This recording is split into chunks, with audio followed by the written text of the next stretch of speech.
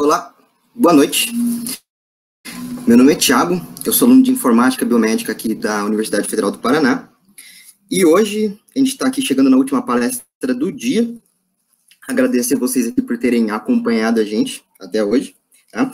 Lembrando também que amanhã vai ter mais, tá? Logo 9 horas da manhã a gente já vai ter mais uma palestra. Hoje, no final da palestra vai ser liberado os formulários e logo após também tem o sorteio daí, tá bem? Hoje quem vai dar a palestra para a gente é o Dr. Eray. Ele vai falar sobre a bioinformática e a técnica CRISPR. O professor Eray, ele é professor do curso de medicina e pesquisador permanente do programa de pós-graduação em ciências da saúde na Escola de Medicina da PUC Paraná.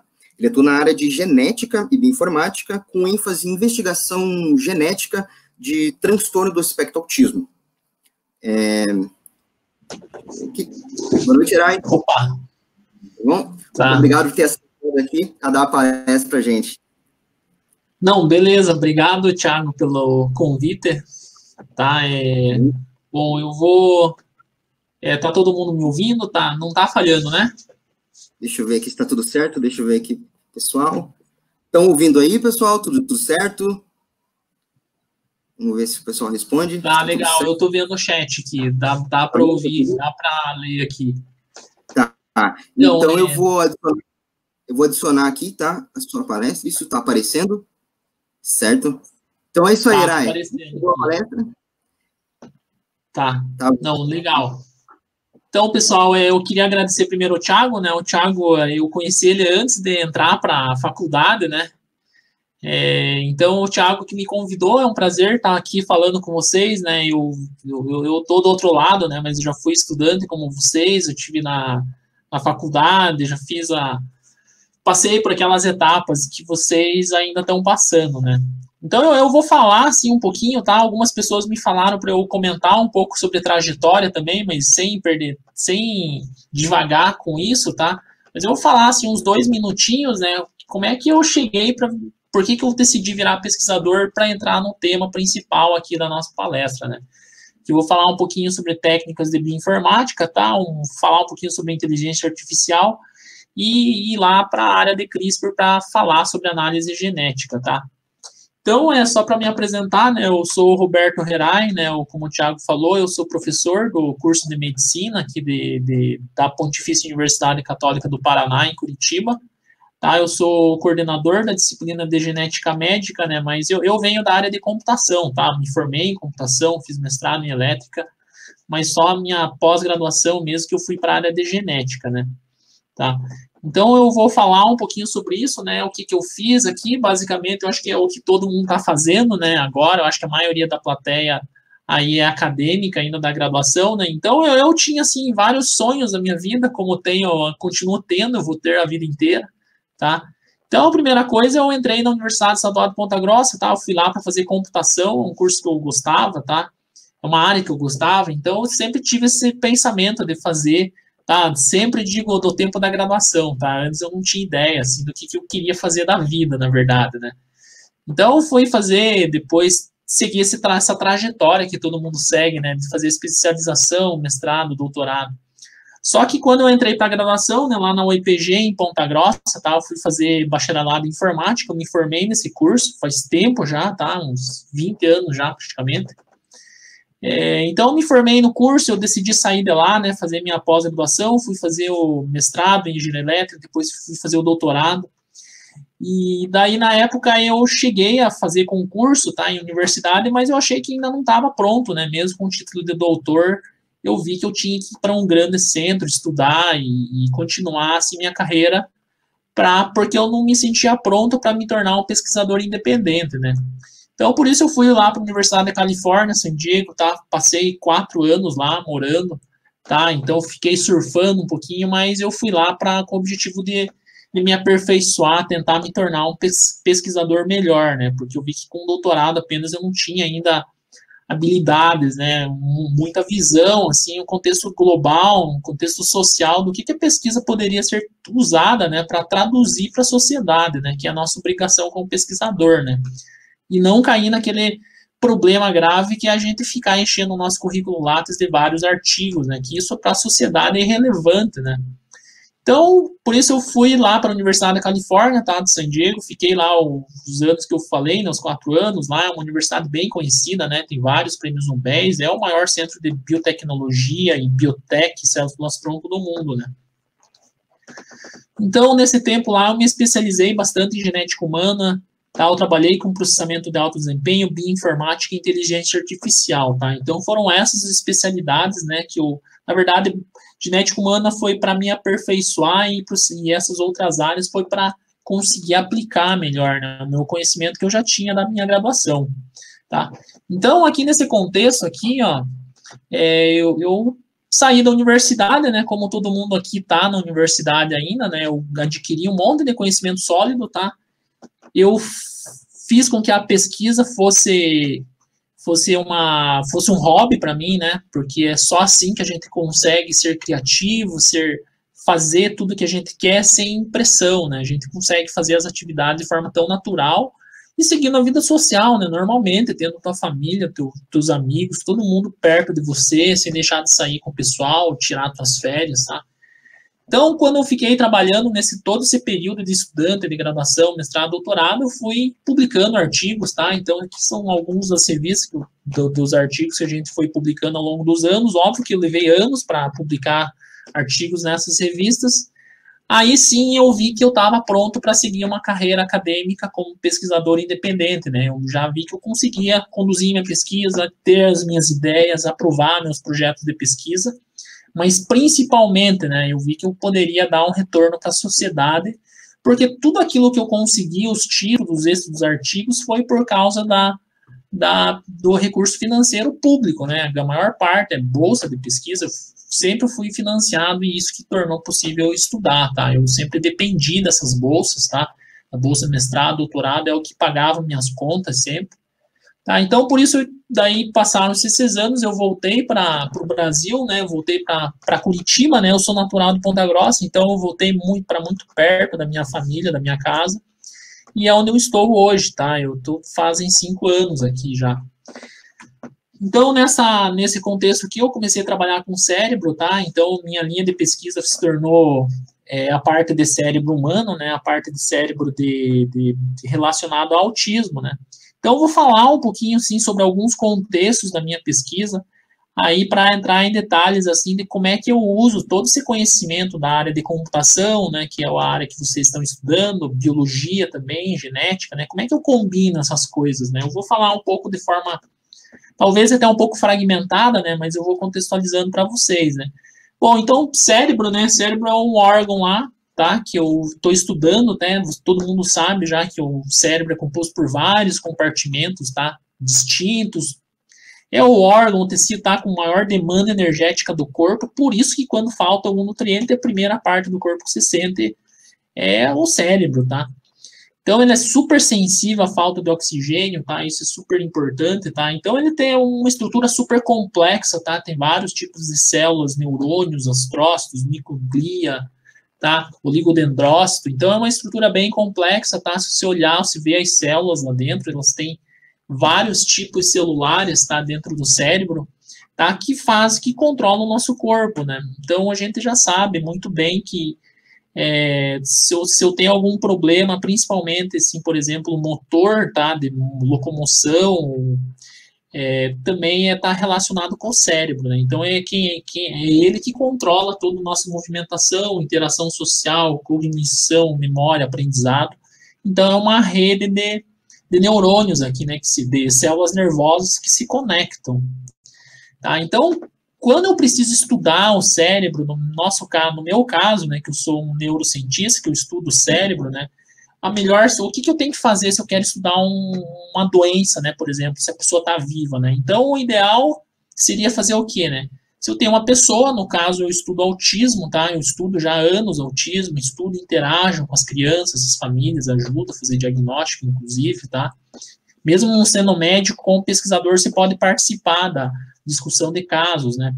Então, no caso de criança autista, o que eu faria, né? O que seria o mundo ideal, né? Eu extrair neurônios desse cérebro, tá?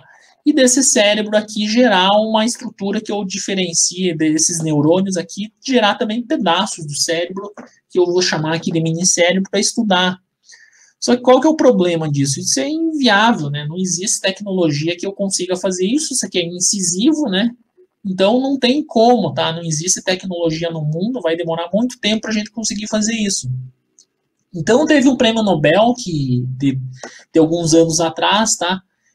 O que ele conseguiu fazer, o Yamanaka, né? Ele conseguiu provar que a gente consegue fazer o quê? Extrair células de sangue ou da pele, alguma célula já diferenciada do nosso corpo, tá? Transformar em células-tronco, que a gente chama de iPS, aí essas células-tronco transformar em neurônios e transformar em nisso que a gente chama dos minicérebros, né? Minicérebros você já deve ter ouvido falar, né? Que são esses organoides cerebrais, tá? Eu já trabalho com isso faz muitos anos já, tá? Via colaboração, né? No laboratório que eu estava nos Estados Unidos, eu continuo a trabalhar com isso desde quando eu vim para cá, né? Então, esses minicérebros aqui, ó, aqui que já começa a entrar um pouco a parte de computação, né? Primeiro, né, o que é esse minicérebro aqui? Esse minicérebro, na verdade, eu consigo recapitular, observar que a partir da análise dele, né, eu consigo colocar ele numa estrutura chamada um microeletrodo, né? Imagina esse minicérebro que é um conjunto de células, tá? Eles têm na base aqui um eletrodo, né, que vai ficar fazendo a leitura de sinal elétrico, né? E reparem que essa célula aqui, ela veio da pele, né? Eu extraí célula da pele, transformei em célula-tronco, e daí eu fiz essa análise do sinal elétrico, eu obtenho isso, né? E se eu pegar e observar o sinal elétrico do cérebro da própria pessoa por multieletrodo, por eletroencefalograma, né? Aí, se eu comparar esse eletroencefalograma da pessoa, do cérebro da pessoa, comparar com células da pele que geraram neurônios, tá? Eu vou observar que eu tenho esse mesmo comportamento, né? Então, eu posso usar isso aqui como modelo celular para estudar uma doença cerebral ou alguma condição mental, né? Então, como é que é essa estrutura do multieletrodo, né? Isso aqui é só um vídeo para vocês verem, né? Ilustrativo. Deixa eu executar ele aqui para vocês. Tá, ele já vai executar aqui. Tá, então essa aqui é uma imagem, tá? Tô tentando dar o play no vídeo aqui, eu consegui fazer antes da... não é aqui não. Eu consegui fazer isso antes da gente começar a apresentação, agora eu não tô conseguindo. Tá, então eu vou fazer aqui direto nesse caso aqui do YouTube aqui. Aqui eu não tô conseguindo, pessoal. Eu tinha conseguido antes. Agora só está aparecendo essa micro tela aqui.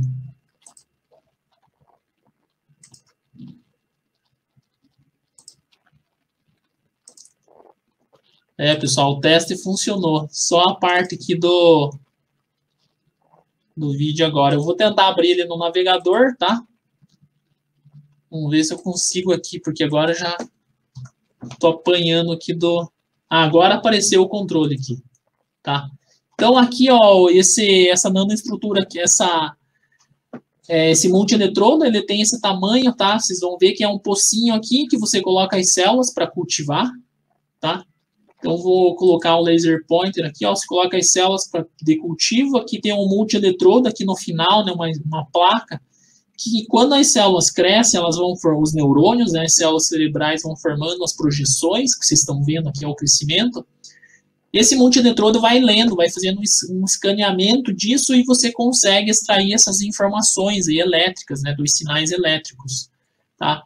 Então, uma vez que você faça isso, quem é da área de computação, quem é da área de engenharia elétrica, vai conseguir analisar esses sinais elétricos para achar alguns padrões, tá? Então, aí a gente usa algumas transformadas, tá? Transformadas de Fourier, por exemplo, né, para fazer a análise e tentar identificar alguns padrões nesses dados aqui, tá? Então, nesse contexto aqui, né, a gente tem esses dados elétricos aqui, né, desse multieletrodo, que a gente poderia utilizar ferramentas de computação, né, de bioinformática para analisar, tá? Então, a gente tem várias formas de fazer essas análises, né, dos minicérebros, né, uma dessas formas ia usando as redes neurais, tá? Então, como é que eu posso fazer isso, né, de uma forma bem simplificada, né? Então, eu quero identificar alguns padrões nesses minicérebros, né? Então, esses padrões e minicérebros, basicamente, é o quê, né? Eu tenho um minicérebro aqui, na verdade, é um conjunto de células nervosas que estão juntas, tá? Essas células representam uma forma simplificada do nosso cérebro, obviamente. Então, eu quero tentar identificar formato, achar um padrão de formato, um padrão de tamanho, padrão de interação entre essas células, padrão de sinal elétrico, padrão de proteínas, padrão de expressão gênica, tá? Então, uma vez que eu extraio esses padrões e consiga classificar, eu consigo definir o que é natural, o que é saudável, né? Um cérebro saudável, definir uma rede neural que seja uma rede que represente essa célula, esse neurônio saudável, tá? Esse minicérebro, e também aplicar o mesmo para tentar representar um minicérebro que tem alguma condição mental, o autismo, por exemplo. Uma vez que eu consiga definir essa rede neural, pronto, basicamente eu já tenho um software, uma ferramenta que, a partir da leitura dos dados elétricos, eu consigo fazer um diagnóstico, né, de uma própria pessoa, na verdade, né. Então, isso aqui eu posso usar isso aqui para detectar problemas no minicérebro, né. Então, basicamente essas redes aqui, eu vou comparar, então, é uma rede saudável, de um cérebro saudável, com um cérebro autista, tá? E daí eu vou identificar as diferenças nessas estruturas aqui cerebrais no laboratório, né? Mas que vão repercutir na formação distinta da rede, né? Então, por isso que eu tenho duas redes aqui, elas têm cores diferentes para representar que tem diferenças, tá? Então, uma pessoa que, digamos que uma criança nasceu e eu quero verificar se pelo sinal elétrico do cérebro, fazendo um eletroencefalograma, ela vai apresentar um padrão relacionado com o cérebro saudável, relacionado a um cérebro autista, e eu vou conseguir dar um direcionamento para isso, tá? Então, por isso que eu tenho essas questões aqui, né, que seriam qual a diferença entre as organizações das estruturas cerebrais, quais padrões morfológicos deixaram de ser comuns, quais tipos celulares deixaram de existir, porque pode ser que tenha algum tipo celular que desapareceu aqui do cérebro autista, tá? Às vezes tem indução de morte celular, indução da morte da célula, né? E também verificar se há formas de corrigir essas diferenças, né? Então, basicamente, o processo que já existe, né? Já existem algumas ferramentas que, uma vez que eu consiga descobrir qual que é usando redes neurais, né? Descobrir qual que é a estrutura da rede de um cérebro com problemas, com algum tipo de dano causado, no caso de um cérebro autista, né? E eu conhecendo como é que é o padrão num cérebro saudável, eu consigo fazer o quê? Eu consigo pegar esse minicérebro de uma pessoa autista, tá? Usar uma plataforma de screening de drogas, tá? Isso aqui não é ilustrativo, tá? Isso aqui já é feito, tá? Já é feito com medicina personalizada, tá? Eu já trabalho com isso também, tá? A nível de pesquisa, tá? Que basicamente você pega a célula da pessoa que você modelou usando as células tronco, né, da pele.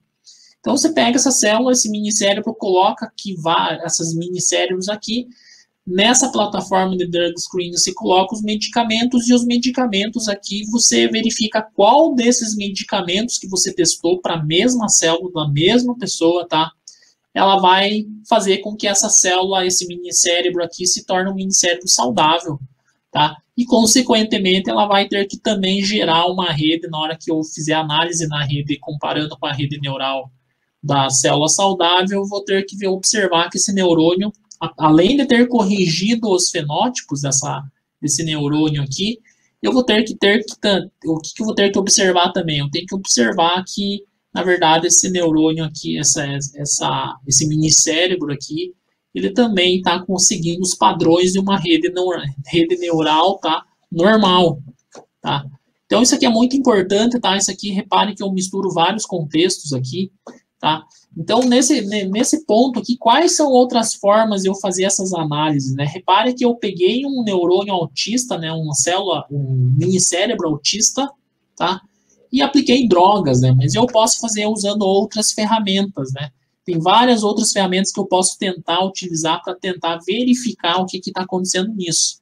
É aí que entra essa técnica que todo mundo ouviu falar, tá? A técnica chamada CRISPR, tá? Que é edição do genoma humano. Tá? Só para vocês terem uma ideia, né? Todas essas coisas que eu estou falando para vocês são coisas que fazem parte do meu dia a dia. Eu trabalho com CRISPR já desde 2013 ou 2014, tá? O CRISPR já é um pouco antigo, né? Ele ganhou o Nobel porque ele já se tornou uma ferramenta bem consolidada, né, no meio científico, né, e ela já é usada no meio de terapia celular, né. Então, esse CRISPR aqui, né, o que basicamente vocês devem ter ouvido falar, né, ganhou o Prêmio Nobel de Química, a Jennifer e a Emanuele, aqui nesse ano de 2020. Lá em 2013, todo mundo sabia que ia ser o Prêmio Nobel de algum ano subsequente, tá, porque estava muito evidente que ia se tornar um Prêmio Nobel. Então, na época, a gente já sabia, na época eu morava ainda lá fora do país, né? Então, como é que eu uso essa técnica CRISPR? Para que ela serve, né? Então, basicamente, digamos que eu tenho aqui, ó, vamos voltar para aquele contexto lá de uma pessoa autista, uma criança autista e uma neurotípica, né? Saudável aqui, sem estar dentro da condição autista, né? Então, o que eu faço aqui, na verdade, né? Baseado no contexto que eu sei que a pessoa autista ela tem uma alteração genética, uma mutação genética, o que eu faço, né? Em laboratório, né? Eu pego esse neurônio, tá? Reparem que esse neurônio aqui, ele tá com característica diferente desse neurônio de baixo, aqui do neurônio saudável. Então, o meu objetivo é ir em laboratório, tá? Não fazer experimento humano aqui, né? Mas experimento com células humanas. O que seria? Pegar essa célula, tá? Tentar corrigir geneticamente essa célula para ver que se essa célula que uma vez que eu modifico o DNA, ela fica igual esse neurônio saudável. Então, qual seria o processo aqui? Basicamente, eu detectaria a mutação genética, tá? Eu encontro onde que está essa mutação genética. Uma vez que eu encontro essa mutação genética, o que eu vou fazer? Eu vou simplesmente editar o DNA usando a técnica CRISPR, tá? Cas9, aqui Cas9 é uma delas, tá? Uma combinação aqui, tá? Mas eu tenho várias combinações aí de várias enzimas diferentes, né? Formas de editar o DNA, tá? Então, o CRISPR ficou famoso por editar o DNA, mas eu já consigo editar o RNA, inclusive, já existem companhias que fazem isso, tá? Já é bem conhecido. Tá? Então, uma vez que eu pego e edito, eu pego e corrijo essa mutação genética, que tem um T aqui, eu devolvo o G, que seria o neurotípico, o saudável, né? Aí eu simplesmente verifico se o fenótipo foi corrigido, né? Se a característica da célula. Então, o CRISPR é baseado nisso, né? Então, olhando mais em detalhes para esse CRISPR, como é que eu posso fazer essa análise, essa consideração, né? Então, primeira coisa, né? É importante que o CRISPR, ó, voltando nesse contexto aqui, ó, o CRISPR essa figura representa muito bem, né? Eu tenho um DNA mutado, que é o que eu mostrei para vocês antes, eu tenho um DNA corrigido, tá? Reparem que eu coloco aqui células, né, numa placa, não é um ser humano que está aqui, tá ok? Então, o processo básico aqui em terapia celular hoje, que é chamada terapia autóloga, né? O que é? Você extrair as células de uma pessoa, não, no caso de cérebro não dá certo, tá? Mas só que se for outro tecido, pessoas que têm câncer em alguns tecidos, em alguns casos, já são aplicados basicamente você tirar as células da pessoa que tem a mutação que causa câncer, editar o DNA dessa célula, fazer com que essas células se proliferem, e uma vez que se proliferem e eu valido essas células, eu devolvo para o paciente uma célula sem edição, sem a mutação genética e, consequentemente, sem o câncer, né? Aí você torce para que aquela célula popule a região do tecido e que elimine essas outras células aqui, né? Essas células desapareçam, né? Com os tratamentos, tá? Então, nesse contexto aqui, você já tem técnicas, né, para validar essa mutação, tá? Quem trabalha com biologia e quem trabalha na informática médica, biomédica, vai algum dia estudar, ou talvez precise estudar essa técnica Sanger, né? Porque é validação da mutação, tá? Então, eu consigo validar também a mutação do DNA mutado e a DNA corrigido aqui, né? Então, eu confirmei que eu troquei um T por um G, tá? Isso é muito importante, tá? Mas aí que entra um ponto super chave de todo esse processo, né? Um ponto chave é o quê? Bom, voltei para aquela figura para falar, tá? Do DNA que está aqui, eu editei, fiz uma mutação aqui, devolvi, tá? Corrigi a mutação e confirmei em laboratório, né? Só que qual que é o ponto-chave daqui, né? Esse processo aqui parece um processo muito bem controlado e perfeito, né? Só que, na verdade, isso não é assim que ocorre, né? Esse processo aí não é tão controlado como parece, não é tão perfeito assim, tá? Então, nesse contexto aqui, qual que é o grande problema, né? É o que a gente chama de off-target, né? Então, a primeira pergunta, olhem só, eu tenho um DNA, eu queria editar. A pergunta é, edição é sempre no local exato? É sempre nesse mesmo local? Tá? Então, é aí que entra um profissional da área de bioinformática, né? É fundamental um profissional da área de bioinformática, porque é ele que vai conseguir responder essa pergunta, tá?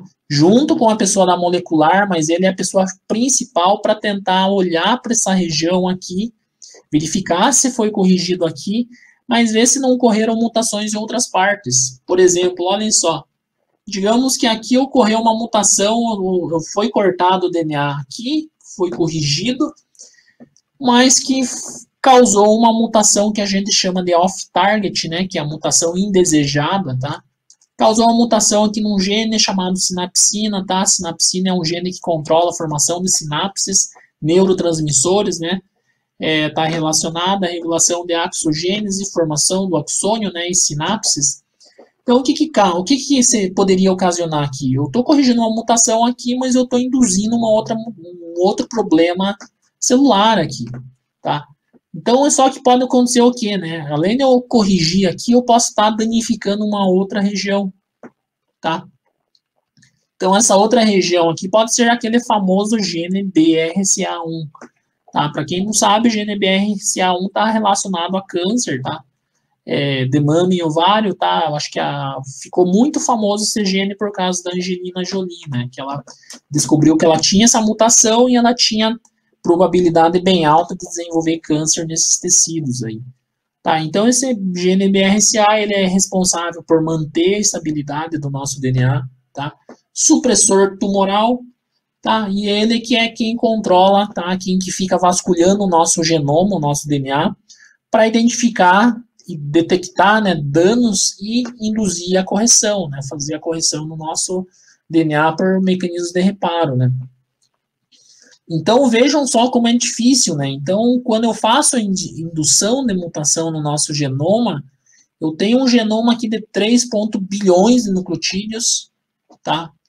Então, esse genoma é muito grande, você tem que usar ferramentas, metodologias de screening, tá?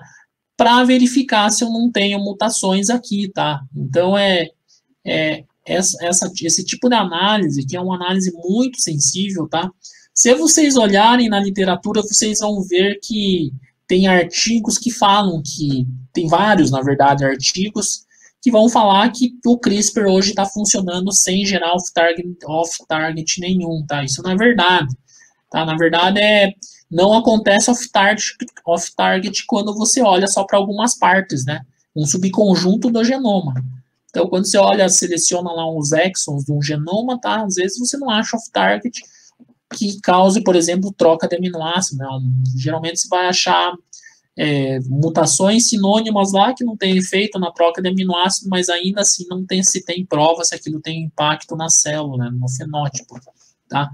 Então, para falar disso, eu até escrevi um artigo ano passado, né, para falar que isso aqui é ainda um grande problema e continua sendo, tá? Mas eu falo isso, na verdade, por eu ser um especialista na área de detecção desses off-targets, desenho do experimento de CRISPR, né, do Amplicon, né, do RNA guia, tá? Então, essa técnica de CRISPR ainda vai evoluir muito ainda, ela tem vários mecanismos aí já relacionados, tá, com esse processo de off-targets aqui. Um deles é desligar o mecanismo de reparo de DNA por homologia, tá? Então, o CRISPR é muito usado, tá, já por várias ferramentas aí, mas a forma de funcionamento dele é bem assim, né? Você tem que usar softwares aí para fazer um screening do genoma inteiro e sair localizando onde que tem mutações, tá? Então, parece um processo simples, mas é um processo que é bem trabalhoso, né? Quem se interessar pode falar comigo, me procura, tá? Eu já trabalho com isso fazem anos, tá? Então, com base nisso, né, por que o CRISPR é importante, né? É importante a gente falar um pouquinho do sequenciamento do genoma humano, tá? Então, o genoma humano, todo mundo já deve saber, né, basicamente, como é que é o processo, né. Sequenciamento do genoma, eu extraio as células, tá, eu pego essas células ou cultivo ou purifico direto, né, aí eu coloco no equipamento de sequenciamento, tá, eu estou mudando um pouco o contexto aqui da palestra, aqui, mas ficando na parte de genética, né, da parte de sequenciamento genético, aqui falando de ferramentas de bioinformática, né. Então, basicamente, eu pego esse cromossomo, o genoma humano, que seriam os 22 cromossomos, mais o X e o Y, tá? Eu tenho um equipamento que hoje ainda domina o mercado, que é o equipamento da empresa Illumina, tá? Lá de San Diego, da Califórnia. Tá? Então, esse equipamento, basicamente, vai fazer o quê? Ele vai tentar pegar essa molécula do DNA, né? O cromossomo, que tem lá o DNA enovelado, e vai fazer o sequenciamento, né? Só que é importante lembrar aqui que a bioinformática ainda faz um papel super importante, né? Eu não consigo, tá, sequenciar de ponta a ponta isso daqui, tá? Não consigo, a gente não tem nenhuma tecnologia atual, nem a mais moderna é capaz de fazer isso, sequenciar um cromossomo de ponta a ponta. Por quê? Porque tem uma limitação das enzimas, de vários processos aqui, tá? Polimerase e vários outros, tá? Tem nanoporo que tenta fazer isso de forma maior, mas também é limitado, tá? Então, isso aqui não é possível. O que eu tenho que fazer? Eu tenho que pegar e usar aquela técnica de fragmentação, tá? Eu fragmento tudo e faço a sobreposição. Então, para analisar por meio de bioinformática esses fragmentos do genoma, eu posso fazer uma análise desse sequenciamento aqui e tentar detectar alguns padrões que definam esse conjunto de dados, né? Então, falando bem superficialmente, né, nesse contexto aqui, nessa fragmentação, eu consigo pegar, já extrair alguns padrões, tá, disso aqui. Então, eu consigo colocar isso aqui num grafo, né, num grafo lá que vocês devem estar estudando. O Thiago comentou comigo, né, que vocês estavam estudando algumas coisas de estrutura de dados de computação. Então, você consegue pegar esses fragmentos aqui e colocar numa estrutura de grafo, você consegue representá-los assim, e essa estrutura aqui vai representar um genoma, tá? Se for uma pessoa saudável, vai representar uma pessoa saudável. Só que aí entra um outro problema, né? Como é que eu vou verificar se, digamos que eu tenho 1.000 pessoas, 2.000 pessoas, várias pessoas, né, sequenciadas, todas pessoas saudáveis, né? Como é que eu vou tentar representar a variabilidade entre elas, né? Porque imaginem que eu tenho um sequenciamento de uma pessoa que tem uma doença e eu quero comparar esse validador que eu chamo aqui, né, que é esse grafo, comparar um grafo de uma pessoa doente com uma pessoa saudável, né? Na verdade, eu teria que tentar criar uma representação de um genoma, de um grafo que representa uma população inteira, né? Então, para isso, tá? Por isso surgiu já alguns anos atrás, né? Mais de uma década, na verdade, tá? Aproximadamente uma década, né? Depois, muito depois do sequenciamento do genoma, surgiu um projeto 1000 Genomas, tá? Então, esse projeto 1000 Genomas aqui, o que ele fez, né? Ele pegou várias pessoas de várias regiões, continentes distintos do planeta Terra, tá? Então, ela pegou e sequenciou o genoma delas e achou alguns padrões, né? Como é que ela fez? Ela pegou e sequenciou o genoma de cada uma delas, um pouco mais de 1000 pessoas, tá? Ela aplicou algumas ferramentas de aprendizado de máquina, na machine learning, ferramentas de inteligência artificial. O que ela fez? Ela pegou o genoma das pessoas saudáveis, 1, 2, 3, 4, 5, 6, todas elas, tá? Aí gerou um grafo que é um validador de genomas saudáveis, tá? Então, esse grafo que representa a variabilidade genética de todas essas milhares de pessoas aqui que foram sequenciadas. Por que isso é muito importante, né? Porque esse grafo que ele vai representar o quê? Vai representar a população humana saudável, tá? Então, pode ser usada para diagnóstico, por quê? Porque se eu encontrar uma mutação em uma pessoa, uma mutação que eu acho que está associada com alguma doença, eu vejo se aquela mutação existe aqui no grafo. Tá? Então, ele pode ser usado como modelo de validação em engenharia genética, né? Quem quiser estudar isso aqui é uma coisa super interessante, são todos campos em aberto, tá? Então, a partir desse genoma aqui, ó, como eu falei para vocês, se eu usei uma técnica CRISPR, né? Vamos voltar para a nossa história lá do CRISPR. Então, eu tenho o validador do genoma saudável, tá? Então, eu apliquei CRISPR para corrigir uma região do DNA, que eu mostrei para vocês, tá? E aquele CRISPR que eu apliquei, ele inseriu algumas mutações no genoma. São aquelas mutações que eu chamei de off-target lá atrás, né? Então, agora com esse validador eu consigo verificar se essas mutações que eu introduzi usando a técnica CRISPR ainda classificam essa célula, esse genoma, como um genoma saudável, tá? Então, com isso, o que eu tenho? Eu estou combinando ferramentas diferentes, tá? Isso já é feito, já é usado. Obviamente, eu tenho que fazer uma melhoria disso muito grande ainda, para tentar fazer uns estudos mais sofisticados, né? Para tentar verificar se eu não posso, se essas mutações aqui não podem induzir alguma alteração lá no futuro, né? Uma alteração da pessoa. Outro ponto que também é que esses genomas sequenciados aqui, eles foram sequenciados, tá, de pessoas que, para gerar esse modelo, né, o projeto Meu Genoma, sequenciou de pessoas que eram saudáveis, tá, mas só que não eram pessoas muito idosas, né, muito velhas, né. Então, o que isso faz? Né? Faz com que eu não consiga que eu não consiga saber se aquelas mutações que eu chamo de saudáveis não são mutações que às vezes vão causar uma doença numa pessoa, tá? Então, isso é muito importante da gente considerar nos estudos, porque senão a gente vai acabar se perdendo. Acho que eu tentei ver a tela de chat aqui, eu acabei invertendo as janelas aqui, pessoal. Mas, então, nesse contexto aqui, como é que agora eu consigo estudar, né, para a minha pesquisa científica? Eu consigo pegar e usar essas informações, né, para voltar a estudar o autismo, que é o caso que eu falei para vocês, né? Então, o autismo, só para introduzir para vocês aqui, né, o autismo é uma condição, tá? Isso aqui é um dado já de 2018, já antigo, surgiu de 2020, tá? Que mostra que o autismo ao longo dos anos, tá, o transtorno do espectro do autismo tem aumentado, 1,59 a prevalência em 2018. Dados de 2020 já é 1,54, né? Então, o que eu posso fazer agora, uma vez que eu tenho esse modelo que é o validador de genoma saudável, né? Então, agora eu posso pegar esse genoma de autista, tá? De vários autistas, ó. Reparem que é um número bem grande, provavelmente vocês devem conhecer alguém que está dentro do espectro autista, tá? Uma criança, um adulto, tá? Então, você consegue pegar agora esses dados de autistas, tá? Pegar um genoma, 2 genomas, 3, 4, 5, vários genomas, tá? Gerar um grafo aqui, usando aprendizado de máquina de volta, gerar um grafo que você tenha vários genomas aqui, tá? Então, uma vez que você tem esses genomas aqui, o que você pode fazer? O que eu posso considerar nesse contexto aqui, né? Posso considerar que, dado esses vários genomas aqui de pessoas autistas agora, que eu tenho um grafo agora que é desse conjunto de pessoas autistas, tá?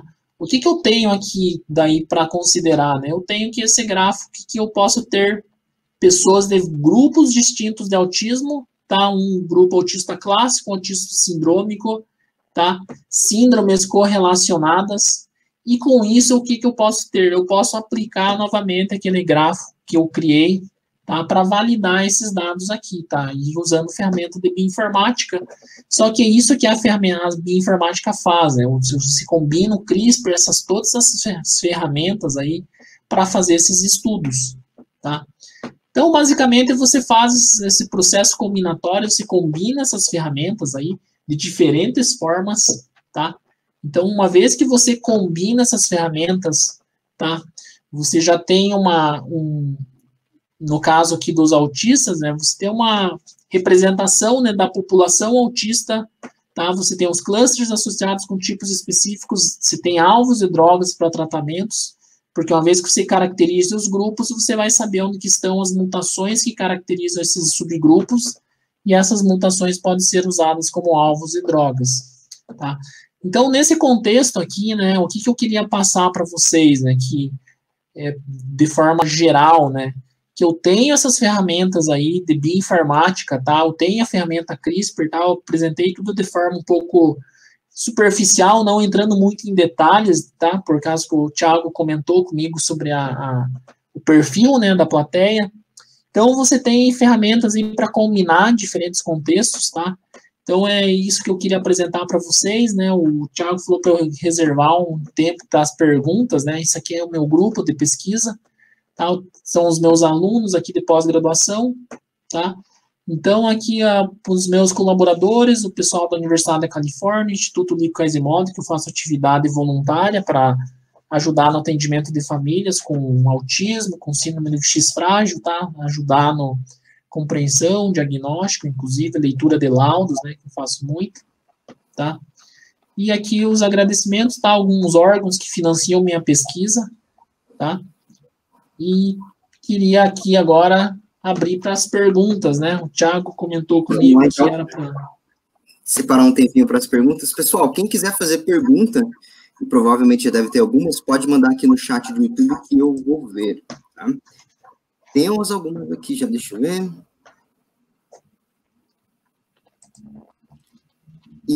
Isso, olha só. Professor, caso a mutação seja nos genes que codificam a P53, é possível a substituição via CRISPR?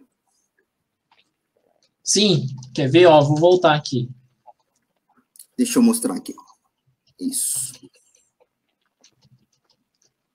Olha só.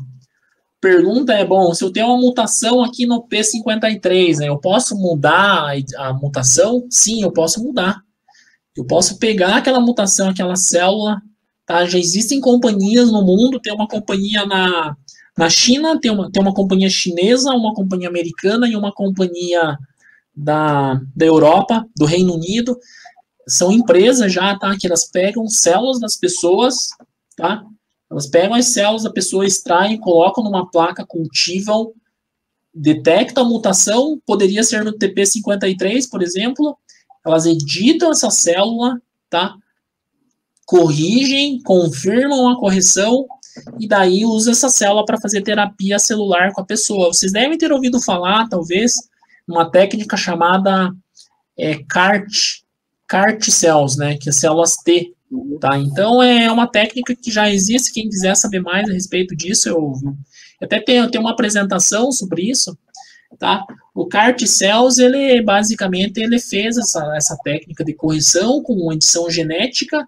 Daí, uma vez que você corrige geneticamente, você tem a célula da mesma pessoa que tem a mutação do P53 que você corrigiu. Porque qual que é o princípio disso, né? O princípio do CRISPR, né? Nesse contexto aí. Quando você faz transplante de rim, por exemplo, quem que é o melhor doador? O doador perfeito, universal, seria você mesmo, tá? Porque seria a rejeição zero, né? Se você tiver um rim doado por um irmão, algum parente sanguíneo, ainda assim você corre um risco de rejeição. Então, no caso do CRISPR, não. O CRISPR você está recebendo a doação da tua própria célula, mas com a correção, tá? Então, as terapias aí para correção de doenças, cérebro é um caso bem à parte, tá? Mas outros tecidos aí já são já amplamente estudados, tá? Em laboratório, vários já foram feitos. Para animais, já tem vários casos que já foram realizados aí, que foi um sucesso, tá? Até mesmo na PUC já tem trabalhos que foram feitos para corrigir algumas lesões de animais, tá? Para humanos tem já vários contextos, né? Porque você não sabe ainda, né? Tem essa questão da segurança do CRISPR, é uma tecnologia muito sensível ainda, né? Sensível a efeito off-target. Certo. Pode falar, Thiago. Slide? Oi? Pode tirar o slide? Pode. Uhum. Então, a gente vai ter aqui mais uma pergunta. Isso, olha. Que tipos de mutação pode-se usar a máquina CRISPR? A técnica, né, seria, pois parece que correções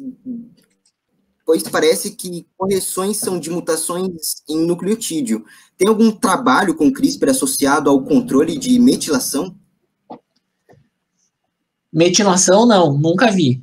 Tá? Metilação, na verdade, tem outras técnicas aí, tá? Que você mexe na expressão gênica, né?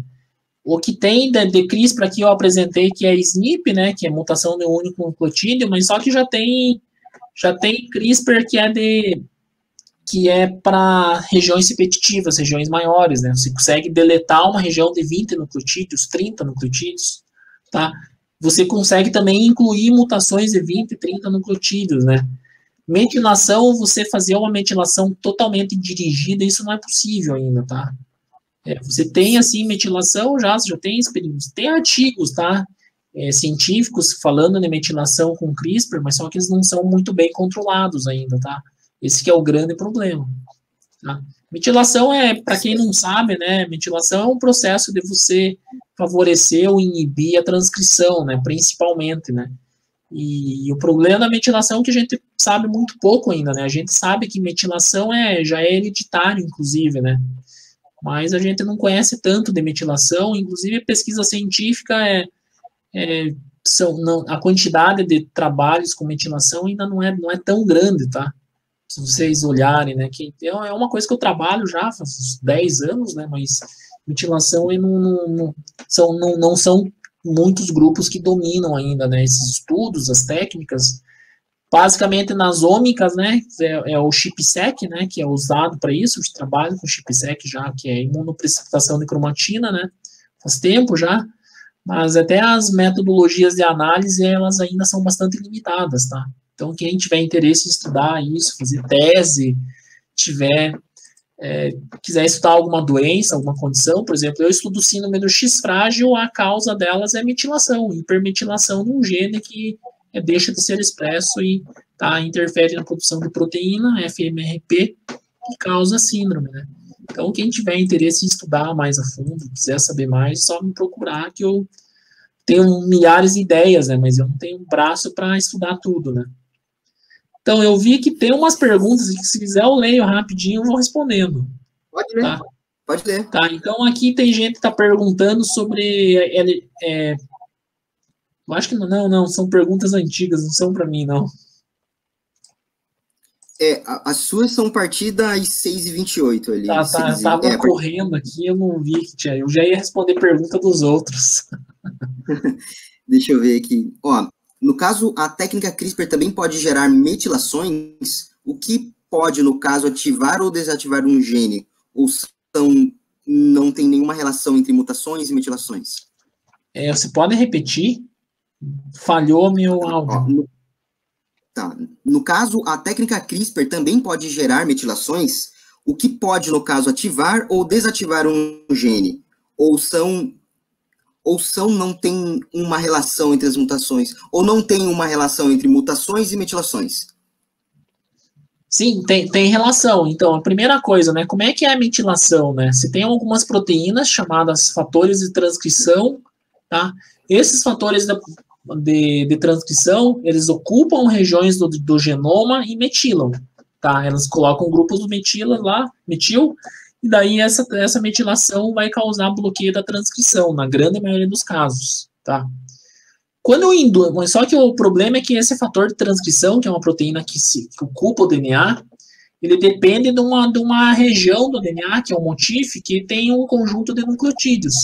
Então, se eu induzir uma mutação com CRISPR naquela região, aquele fator de transcrição não vai mais conseguir ocupar aquela região e vai parar de funcionar, tá?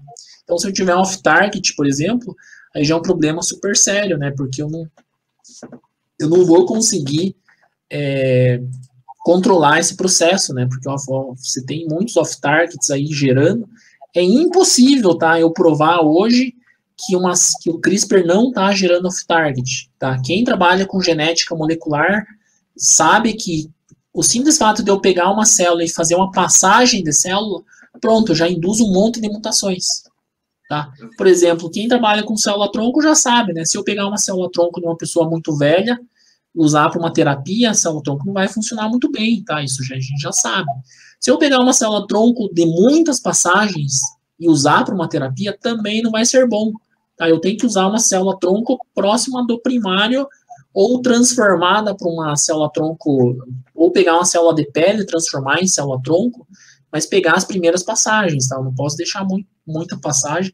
Eu digo isso porque eu mesmo já analisei esses dados, já vi isso acontecendo, já li papers que confirmam essas observações que eu tive, né? Tem uma pergunta. Tá. Já pegando essa linha, eu também queria fazer uma pergunta. Qual que é a reflexão ética que a gente pode fazer com a técnica CRISPR? Por que usar Porque ela causa... Por que usar? É seguro ou não? Se a gente usar ela, mesmo não tendo essa segurança, é ético fazer isso? Então, aí, na verdade, o CRISPR foi autorizado, a tendência, tá? A tendência normal mesmo, é dela ser autorizado como terapia experimental, tá? Por exemplo, imagine uma pessoa que está no estágio terminal de câncer, né? Ela está com câncer incurável, então ela quer tentar o que ela puder, né? Tudo que ela puder, assim, de terapia. Ela começa a participar de estudos de drogas, de vários tratamentos. CRISPR é uma delas, tá? Só que aí tem um grande problema ético nesse contexto, porque quando você está nessa condição agravante de saúde, num problema super grave, tá? E terminal, qualquer terapia que surgir, você vai pagar todo o dinheiro que você tem, vai fazer loucuras, né?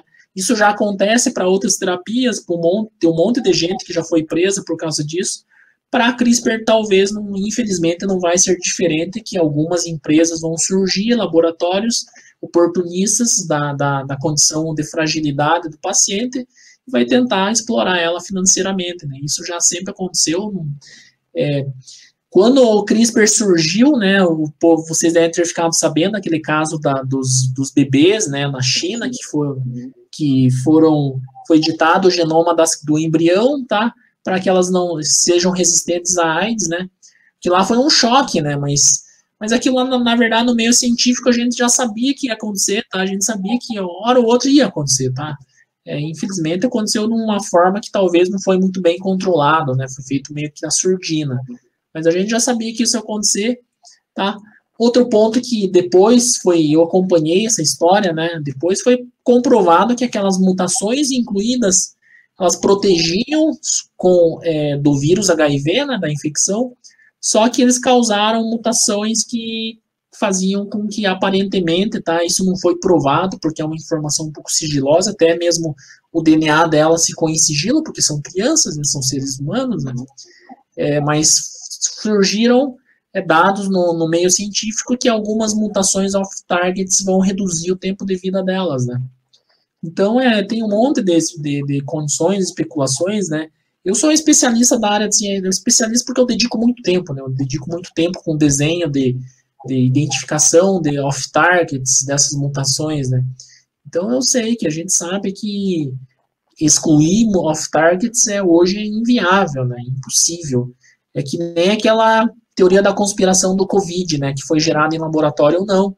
Ela não é impossível. Só se aparecer alguém falando publicamente que foi ela que fez, né, mas quem trabalha com molecular já sabe que hoje é impossível você provar que uma mutação foi induzida artificialmente ou aconteceu ao acaso. Não tem técnica para isso, tá?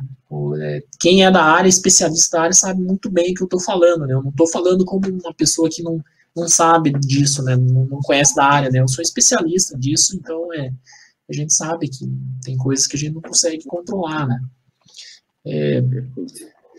Tem o pessoal perguntando do formulário de presença aqui, né? Não é um caso aqui. Mas aí tem gente falando sobre autismo, né? Oi, desculpa, Thiago. Já foi liberado o formulário de presença, já deve estar na descrição aqui da live. Tá. Tem uma pergunta da Nielsen Pereira, né? A prevalência do autismo está aumentando? Os métodos de diagnóstico estão melhorando? Então, na verdade, são os dois contextos, né? São os dois, mas a gente não sabe muito bem porque o rastreio é muito ruim. Tá? O rastreio no mundo aqui é muito fraco ainda, muito mal feito, tá? No Brasil a gente não tem um rastreio, tá? Não tem mesmo, sim, a gente tem até um projeto que eu comecei, tá no Ministério da Saúde, que é para fazer um estudo epidemiológico geral no Brasil, né, sobre autismo, né? Só que no Brasil tem um grande problema da parte pública, políticas, né, públicas sobre rastreio disso, né? Uma vez eu tive, ano passado, lá, tá até online no YouTube, eu tive numa audiência no Senado, tá? Falei com vários senadores para tentar fazer isso, mas o governo mesmo A justificativa é que são condições raras, então por isso que não tem como o governo, por isso que o governo não quer fazer esse investimento, né, para fazer esses estudos aí. O sistema no Brasil de saúde é descentralizado, né, então isso dificulta. Por isso que os dados de autismo que a gente tem sempre são de países de primeiro mundo que tem um sistema de saúde mais bem conectados, né. Estados Unidos é o principal, tá? A gente tem esse dos Estados Unidos que é 1,54 mais atualizado. Tem um do Japão que saiu, que diz lá de 1,40 é maior, tá? Tem outros estudos que mostram que países mais pobres a prevalência é maior, tá? É maior também nas famílias com menos estudo, tá? Tem um estudo publicado já. Então tem várias coisas saindo, tá? Quem quiser saber mais é autismo. Eu não sou aquele pesquisador que só fica no laboratório, né? Eu interajo muito com famílias, falo, sim, já falei com vários amigos meus que têm filhos autistas para dar encaminhamento, para ajudar, leio o diagnóstico, tá? Inclusive, se tiver aqui alguém com pessoas com autismo na família, pode me procurar, tá? Eu estou acostumado já, faz parte da minha rotina, né? Com o pesquisador, né? Então, quem vai se tornar pesquisador no futuro, vocês estudantes ainda, né? Minha recomendação é que vocês busquem um nicho, tá? Um nicho que vocês obrigatoriamente dêem um retorno para a sociedade, tá? É super importante isso, né? Não a gente sair daquele contexto contexto um pouco ultrapassado da ciência brasileira ainda, que é tentar encher o currículo Lattes de artigos, publicações, tá? Isso, infelizmente, a gente ainda passa por isso, mas é por isso que vocês estão aí, tá? É meu papel passar essa mensagem e papel de vocês de ir mudando mais isso, tá? Ciência, infelizmente, é difícil, realmente é difícil mesmo, mas se você fizer com amor, você vai conseguir converter teu conhecimento, deixar um legado para a sociedade, que é o mais importante, né? E acreditar nas pessoas, né? Acreditar que, sem julgar ninguém, mas acreditar que se a pessoa tem vontade, ela vai seguir o seu caminho, né? Então, o Thiago, acho que tá seguindo o caminho dele, vocês também devem seguir. Então, eu queria, acho que só para encerrar, agradecer o convite, é um enorme prazer aqui falar com vocês, e estou à disposição, quem quiser me procurar depois. Você tem algum e-mail para o pessoal poder ver? Puxa, tá aqui, eu vou deixar no meu PowerPoint aqui na primeira tela, não sei se adianta ainda. Tá. Isso, eu consigo colocar, deixa eu colocar aqui. Tá. Lá, roberto.erai@puc.br, para quem quiser entrar em contato. Tudo junto, @pucbr.br. Isso, pucbr.br. Se alguém quiser, tá aí o e-mail do professor. Tá. Ó, tem outras perguntas aqui, eu consigo responder em uns 5 minutos, né, se vocês deixarem. Pode responder, professor, manda ver. Tá. Pode responder. Então, ó, tem uma pergunta, tá? Deixa eu ver se não vou perder as perguntas aqui, ó, mas tem uma pergunta do Pedro. Tenho visto artigos sobre diferentes genes relacionados ao autismo. Aparentemente, a questão genética por trás do espectro é complexa. Sim, é bem complexa, tá? Eu trabalho com genética de autismo desde quando eu entrei para genética, tá? A gente já sabe que tem um monte de casos a gente já sabe que 90% é relacionado à hereditariedade, tá? Já tem estudos, né, que falam isso, tá? São múltiplos genes que causam autismo e condições correlatas, às vezes não autismo, mas condições sindrômicas, tá? Síndromes não são autismo, tá? Isso é importante, mas eles se confundem muito, o diagnóstico de autismo é diferente, tá? A gente sabe também que muitos desses genes, apesar de serem genes diferentes de autismo, são genes que, quando você olha o metabolismo, a interação genética, proteína, por exemplo, eles são correlacionados, tá? Se você olhar para o papel da proteína, normalmente ela sempre expressa no cérebro, tá? Não faz muito sentido um gene associado ao autismo não ser expresso em cérebro, né? Às vezes é uma condição decorrente, tá? Decorrente de alguma ou outro comorbidade que parece que é autismo, mas não é, tá? Às vezes tem pessoas que têm problema renal que ela vai se comportar com autista, tá? Que é uma neuropatia que ela vai ter, né? E outra pergunta aqui, Quais investimentos públicos na área de bioinformática, quais as chances de ingressar nessa área tendo formação de matemática aplicada e computacional? Olha, quem escreveu essa pergunta, os Semeber Lino, tá? Então, olha, se você é um cara bom de matemática computacional, tá? Tem um campo enorme, na verdade, né? Eu comecei a fazer doutorado em matemática, não terminei porque o meu orientador acabou indo embora do Brasil. Meu orientador do doutorado em genética é matemático, tá? Tem vários, a maioria dos problemas da bioinformática hoje são problemas matemáticos, tá? Então, talvez valeria a pena você estudar e ir para a área, tá? A área tem, por exemplo, mercado de trabalho para bioinformática é um mercado em ampla expansão, tá? Por quê? Porque já é fato que quem vai conseguir analisar esses dados, tá? Hoje, quando você fala em Big Data, hoje, no presente, tá? Big Data hoje é o que a área de genética está praticamente consumindo toda a área de Big Data, tá? Para vocês terem ideia. Um genoma humano produz 1 terabyte de dados, tá?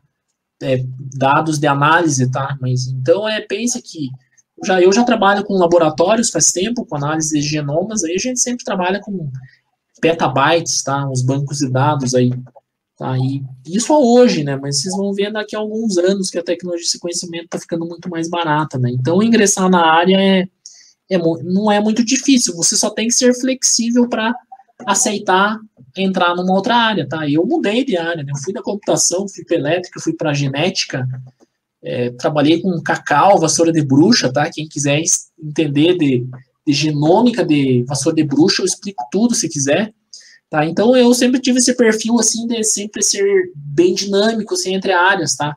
Incansável assim para estudar. Então se você tem esse perfil, você vai conseguir se adaptar. Se você tem aquele perfil lá ser bem metódico, só seguir numa área e não conseguir sair da sua área, talvez demore um pouco mais, mas realmente é uma área bem aberta, né? Bem aberta. Aí a Joab Santana, professor, quando a característica de black box de algumas redes neurais, existe alguma questão ética impeditiva envolvendo a utilização de deep learning? Não tem nada, na verdade. Tá cheio de dado público, tá? Os dados, tem dado de mais de 100 mil pessoas públicas. Você pode pegar, analisar e achar algum padrão, tá? Inclusive identificar que aquelas pessoas, aqueles 100 mil genomas, todo mundo tem sei lá, uma mutação, 10% é uma mutação que vai causar Alzheimer, tá? Você pode descobrir isso aí, tá? Só que uma coisa que é super importante é você aprender genética, tá? Eu sou um cara que veio das exatas, o que faz toda a diferença para mim é que eu aprendi genética, hoje eu sou um usuário da computação, tá? E eu amo a genética, tá? Eu amo, o que eu acho que eu posso deixar um legado para a sociedade, tá? Sobre o que eu aprendo, sobre o meu conhecimento, então por isso que eu dedico meu tempo, assim, minha pesquisa toda para genética, né? Então, daí o Adam... Tem mais perguntas aí? Pode responder. Tem mais aqui, ó. Qual a relação da bioinformática com o mercado de trabalho? Ainda é algo estritamente acadêmico? Olha, na verdade, não. Olha só. Eu sempre, assim... Quando eu vim para o Brasil, várias pessoas me procuraram, várias pessoas de hospitais, né, me procuraram. Hoje, às vezes, algumas pessoas me procuram ainda, né. Se tiver um bioinformata muito bom, eu consigo não eu dar um emprego, né, mas indicar ela para trabalhar no hospital. Tá? Todos os grandes hospitais do Brasil hoje precisam de um bioinformata. Einstein precisa de bioinformata, o AC Camargo precisa de bioinformata, o Hospital das Clínicas precisa de um bioinformata. Só que por que o bioinformata vocês nunca veem uma oferta de emprego? Porque não tem bioinformata no mercado. Aí outro problema, né? O bioinformata bom é aquele que consegue pegar, analisar os dados, fazer um software, programar, né? E não aquele que só fica clicando em programa, né? Esse daí, na verdade, é um bioinformata, sim, mas só que muito limitado, né? Mas o problema é que a área de genética é uma área que está muito em aberto, a gente não sabe muita coisa da genética do autismo, da genética das doenças, né? Então a gente tem que ficar processando esses dados, olhando de formas diferentes. Então, se eu for muito limitado a só clicar em botão, mesmo que eu conheça tudo de genética, eu vou ser limitado em analisar esses dados, né? Tá. Bom, aqui... Tem mais alguma? Tem um monte aqui de pergunta. A Maiara Azevedo, para variar, tá? O governo ultrapassa as pesquisas maravilhosas que surgem, obrigado, tá? Respondeu. Aí tem um do Thiago César.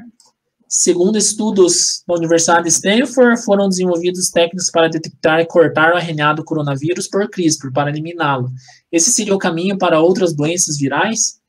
Olha, então, na verdade, para quem estuda sistema imune, né, a gente tem os né, o sistema genético chamado Toll-like receptor, né? Tem os TLRs, tem outros sistemas de genéticos nossos, né, de imune, que eles já fazem isso, né? Eles pegam e olham lá para o nosso DNA, para a nossa célula, se eles veem um material genético que tem uma assinatura que é de um micro-organismo, eles vão lá e picam. Tá? Literalmente picam e degradam aquilo. Tá? Então, para o CRISPR, realmente isso tem já, tá? Mas só que qual que é o grande problema, né? A gente não sabe se por um acaso aquela enzima ela não vai cortar coisa que ela não deve, né? Então tem esse problema aí. Por isso que essas técnicas muito modernas, assim, elas são muito legais, mas ao mesmo tempo tem esse risco, né? Por exemplo, você não saber o que vai acontecer, né? Não ter total controle. Por isso que essas vacinas tradicionais, a tendência é que as vacinas bem tradicionais, do modelo tradicional, que é um vírus morto, por exemplo, elas vão entrar no mercado muito mais rápido do que essas tecnologias super modernas, né? Porque a gente não sabe o impacto delas na saúde das pessoas, né? Eu mesmo, se vocês me perguntarem, né, se eu tomaria essas vacinas aí baseadas em CRISPR, eu não tomaria nem morto, né? Porque eu conheço bem o CRISPR, sei das limitações dela, né? Dos probleminhas que ela tem ainda, apesar das grandes vantagens. Então, basicamente, teria que ter, assim, mais alguns anos dessas terapias para a gente ter certeza, né? Faltam estudos ainda, né? Mas realmente pode ser o caminho para outras doenças virais, né? Futuro do armazenamento de dados é o DNA. Olha, já tem um monte de... Eu já vi vários trabalhos falando sobre armazenamento de informações no DNA. Tá, olha, sinceramente eu não sei, tá? Não sei mesmo, tá? Tem gente que guarda informações no DNA e congela, só que o problema é a leitura, né? É muito caro você ler material genético ainda.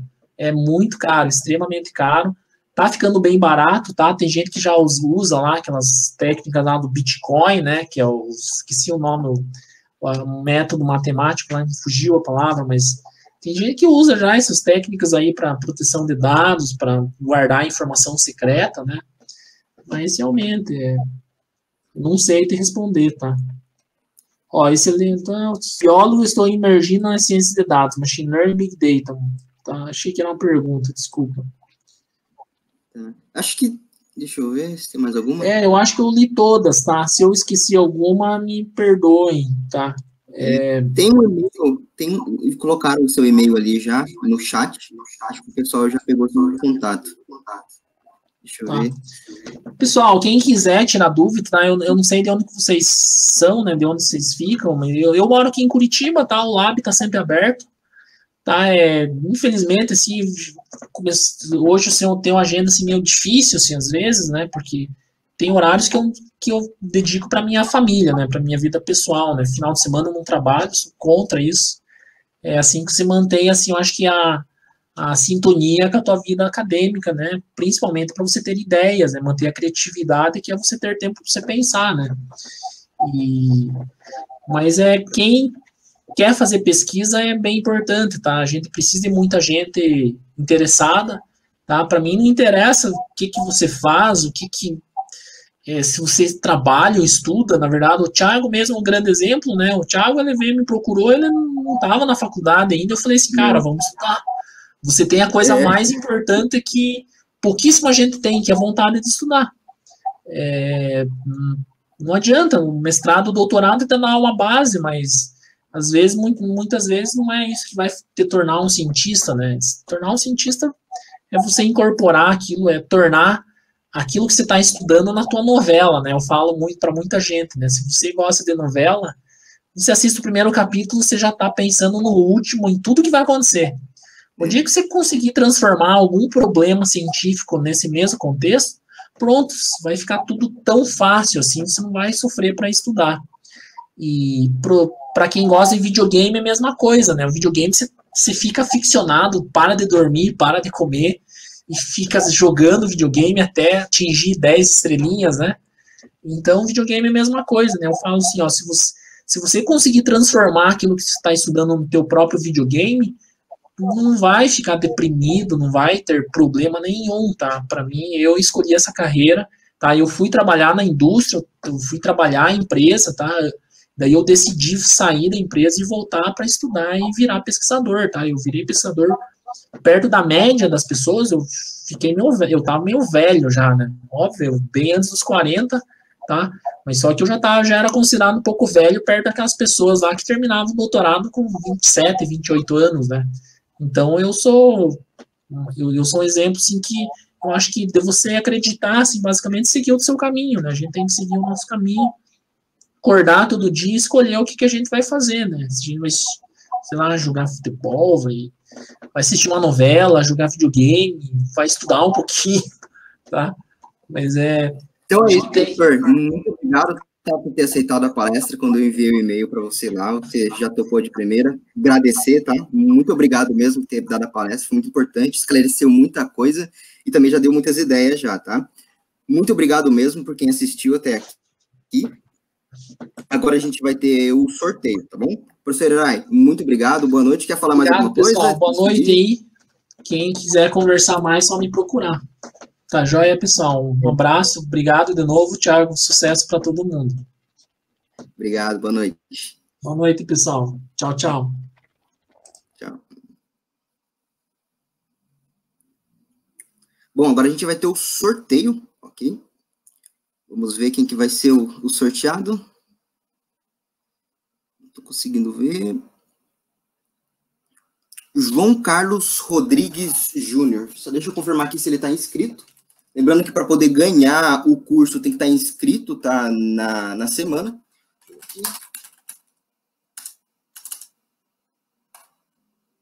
Rodrigues Júnior.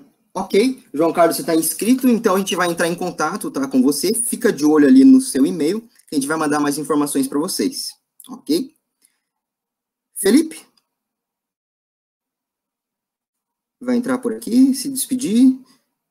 Bom, amanhã, tá? Lembrando que hoje foi só a última palestra de hoje, mas amanhã, 9 horas da manhã, já tem mais uma palestra. Certo, Felipe? Sim, e eu queria aproveitar e agradecer a todos vocês de ficar aqui, principalmente escrever todas as palestras. A gente espera que tenha sido muito boa para vocês, tenham, inspirado vocês, aprendido uma coisa nova aqui, que é nosso objetivo aqui, né? Ter esse evento que você aprendeu para nós, você se sentir bem com algo novo, né? Trazer novidades. Então, acho que pode finalizar aqui. Novamente, muito obrigado. Eu acho que é isso. Qualquer dúvida, também, nossos e-mails e nossas redes sociais estão abertas, para você mandar com a gente. E tamo aí, gente. É isso aí. Só lembrar o pessoal que está assistindo que na sexta-feira daí tem os mini cursos. Acho que é isso só, né? Pode finalizar. Até amanhã, gente. 9 horas, estamos aí. Até amanhã.